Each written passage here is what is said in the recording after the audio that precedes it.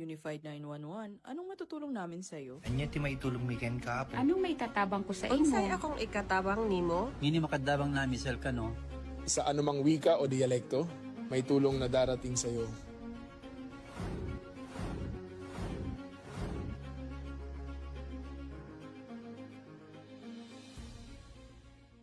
Lilingkod sa bawat Pilipino at magbibigay ng tamang impormasyon para sa tahimik at maayos na Pilipinas. Police News Network, alagad ng batas, tagapagtaguyod ng balitang pulis, sandigan ng mamamayan, patnubay ng katotohanan.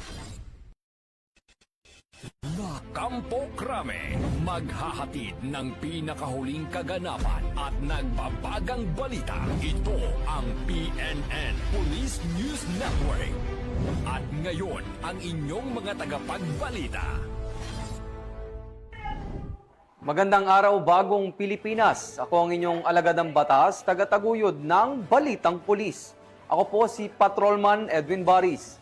Maghahatid sa inyo ng tamang balita, kwento ng pulis at serbisyo para sa mamamayan. At ito ang PNP News Online. Ang pangunahing balita ng Police News Network, alagad ng batas, tagataguyod ng Balitang Pulis.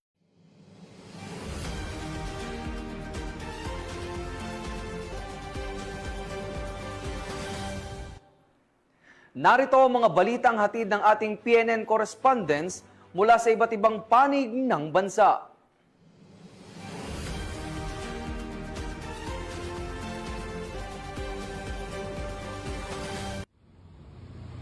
Nagsagawa ng pamaskong handog ang Sorsogon 2nd Provincial Mobile Force Company sa pamumuno ni Police Lieutenant Colonel Barry Gibb T. Zorilla, katuwang ang advisory group na pinamumunuan ni Honorable Recto G. Valeriano na ginanap sa New Generation FM Barangay Fabrica, Bulan, Sorsogon. Layunin ng aktibidad na maghatid ng saya at inspirasyon sa mga bata ng komunidad bilang bahagi ng advokasya ng kapulisan sa serbisyong makatao at makabuluhan, lalo na sa panahon ng Kapaskuhan. Kabuoang 50 bata mula sa Barangay Bagsaysay, Bulan, Sorsogon ang naging benepisyaryo ng nasabing aktibidad. Ang pamamahagi ng mga regalo at ang masayang pagkapaugnayan ng mga kabataan ay nagsilbing simbolo ng malasakit, pagmamahal at pagtutulungan sa pagitan ng kapulisan at komunidad. Sa pamamagitan ng aktibidad na ito, muling pinagtibay ang papel ng kapulisan bilang kaagapay ng mamamayan, hindi lamang sa pagpapanatili ng kaayusan, kundi sa pagbibigay ng pag-asa, pagpapatibay ng pagkakaisa, lalo na sa diwa ng Kapaskuhan. Mula dito sa Bicol Region, ako po yung Police News Network Correspondent, Police Staff Sergeant Merrick Purito Pino Dino Jr. Alagad ng batas, nakataguyod ng balitang pulis.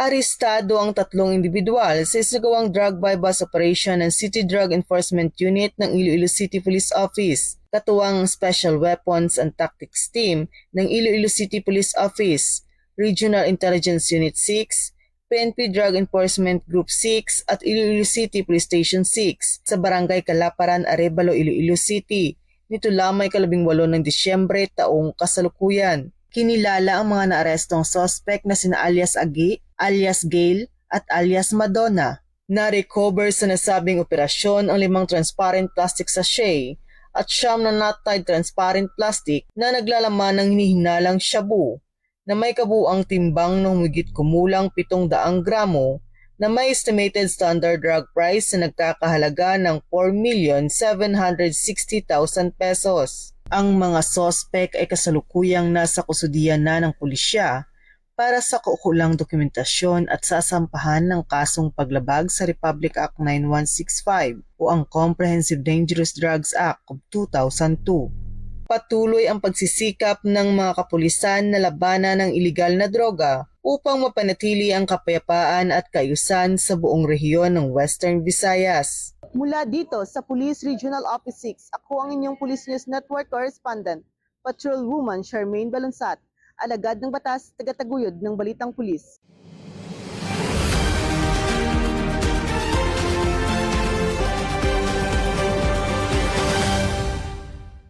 Habang papalapit ang Kapaskuhan at Bagong Taon, nagpatupad ang Police Regional Office Cordillera Administrative Region ng mas pinaigting na seguridad mula December 6, 2025 hanggang Enero 6, 2026. Samantala, mahigit 7,000 pulis ang ipapakalat sa buong Cordillera upang matiyang kapayapaan at kaligtasan ng publiko. Kabilang sa mga daragdagan ng mga pulis ang mga kalsada, terminal, pamilihan, malls, parke at mga simbahan. Mayroon ding augmentation unit at force multipliers na tutulong sa pagbabantay ngayong holiday season.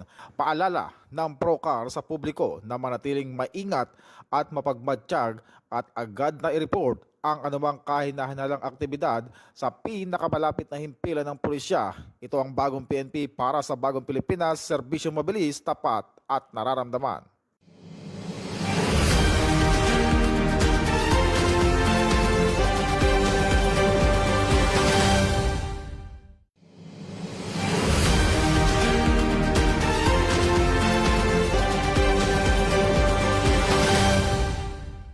Naghatid ng isang makabuluhang pamaskong handog ang 102nd Maneuver Company ng Regional Mobile Force Battalion 1 matapos maitayo at maipagkaloob ang isang bagong tahanan para kay Nanay Felisa bilang tanda ng malasakit, pagmamahal at pagkakaisa ng kanilang unit para sa komunidad. Sa pamamagitan ng sama-samang pagtutulungan, sakripisyo at dedikasyon ng mga miyembro ng 102nd MC Dream Builders na isakatuparan ang proyektong ito na naglalayong magbigay ng dignidad, kaginhawaan at bagong pag-asa kay Nanay Felisa at sa kanyang pamilya. Nagpaabot ng taus-pusong pasasalamat ang unit sa lahat ng individual at katuwang na tumulong at nag-ambag upang maging posible ang nasabing proyekto bilang patunay na kapag nagkakaisa ang pamahalaan at komunidad, mas maraming buhay ang maaaring maabot at mabigyan ng pag-asa. Samantala, binigyan diin ng 102nd Maneuver Company na patuloy silang magsisilbi ng buong puso at maglalaan ng mga programang makakatulong sa mamamayan bilang bahagi ng kanilang misyon sa paglilingkod at pangangalaga sa kapakanan ng bawat Pilipino. Yaman na, takisay gantuma nga populis nga kung may baga ang naganda.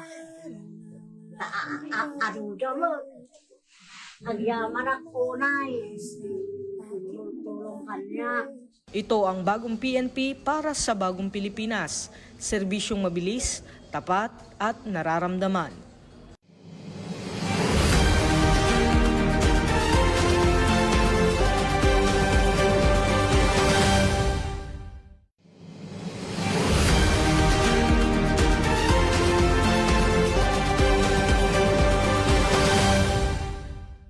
Nasabat ng pulisya ang dalawang minivan na kargado ng higit kumulang 1.9 milyong pisong halaga ng smuggled cigarette mula sa Indonesia sa isang anti-smuggling operation sa Barangay Semba, Dato Odin, Sinsuat, Maguindanao del Norte. Madaling araw nitong Disyembre 18. Agad na kinumpiska ng mga tao ng Dato Odin, Sinsuat Municipal Police Station sa pamumuno ni Police Lieutenant Colonel Ismael Madin ang mga kontrabando at inaresto ang 4 na lalaki. Ayon kay Police Brigadier General Jason de Guzman, Regional Director ng Police Regional Office Bangsamoro, isinagawa ang operasyon matapos makatanggap ng impormasyon tungkol sa planong paghatid ng mga smuggle na sigarilyo sa lugar. Sa ngayon, patuloy ang investigasyon ng pulisya at haharap ang mga narestong sospek sa kaukulang kaso. Ito ang bagong PNP para sa bagong Pilipinas, serbisyong mabilis, tapat at nararamdaman.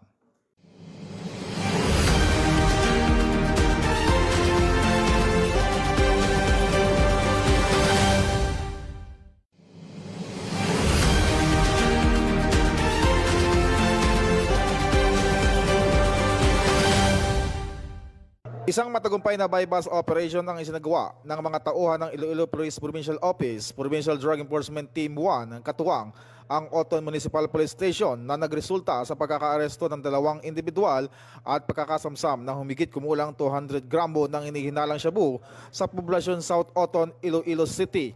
Kinilala ang mga naarestong suspect na sina alias Tayong, 34 anyos, itinuturing na high value individual at alias Eric, 32 anyos, isang street-level individual. Nakumpiska mula sa kanila ang 14 na transparent plastic sachet na naglalaman ng inihinalang shabu, pati na rin ang ilang non-drug items na ginamit. Kasalukuyang nasa kustodiya ng Oton Municipal Police Station ang mga suspect at sasampahan ng kaukulang kaso. Patuloy ang pagkaparala ng kapulisan sa publiko na makipagtulungan sa mga otoridad upang tuloy masugpo ang illegal na droga sa lalawigan. Ito ang bagong PNP para sa bagong Pilipinas, serbisyong mabilis, tapat at nararamdaman.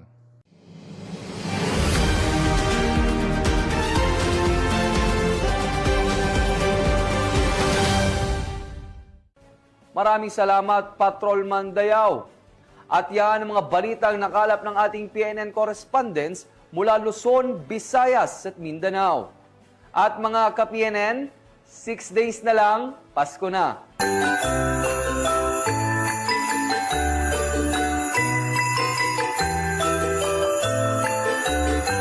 Sa ngalan ng pamunuan ng Philippine National Police, sa pangunguna ni Acting Chief PNP Police Lieutenant General Jose Melencio Nartates Jr., at sa pamumuno ni President Ferdinand Bongbong Marcos Jr., kami ay maglilingkod sa bawat Pilipino at magbibigay ng tama at balansing balita. Mula rito sa tanggapan ng tagapag-ugnay ng Pambansang Pulisya, ako ang inyong alagadang batas, tagataguyod ng Balitang Pulis, Patrolman Edwin Baris, maghahatid ng tamang balita, kwento ng pulis at serbisyo para sa mamamayan. At ito ang PNP News Online, ang pangunahing balita ng Police News Network. At ito ang bagong PNP para sa bagong Pilipinas. Serbisyong mabilis, tapat at nararamdaman.